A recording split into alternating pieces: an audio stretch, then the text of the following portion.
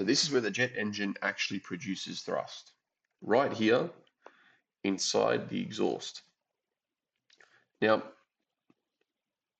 coming from the turbines, we still have that high stream of high energy. It's very hot, it's moving very fast, and it's under immense pressure.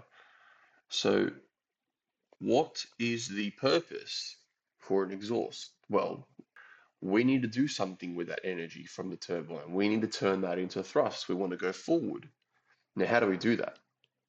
To bring this down to basics, we need to think about control. The jet engine is all about control, controlling airflow throughout, and it's equally as critical controlling the airflow exiting the engine. And how do we do this? Well, in the case of this diagram, we have something that uses a principle of Bernoulli. And Bernoulli states that when you have a constriction at a certain point, the airflow moving through will see a pressure reduction but a velocity increase. Should do that. And that velocity increase is what we're looking for. What we want to do is we want to constrict that airflow to a point where the velocity increases to a point where we meet our maximum efficiency produced from that engine. We want to accelerate that airflow to a point where it's so great that we just have a complete upside. So the faster the jet engine, or the faster, sorry, the gas leaves the engine, the more thrust you get. That's the entire principle behind jet propulsion.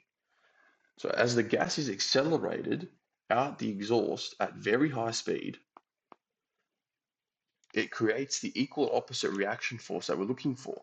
The force that's pushing the engine and the aircraft forward, right? So it doesn't actually just release gas. We need to carefully control how the gas expands and accelerates. That's why it's so important and it's so critical that the shape of this nozzle at the rear of the engine is tailored to the type of engine that you have.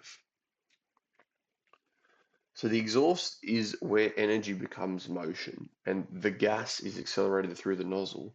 It leaves the engine at high speed and that's what produces thrust.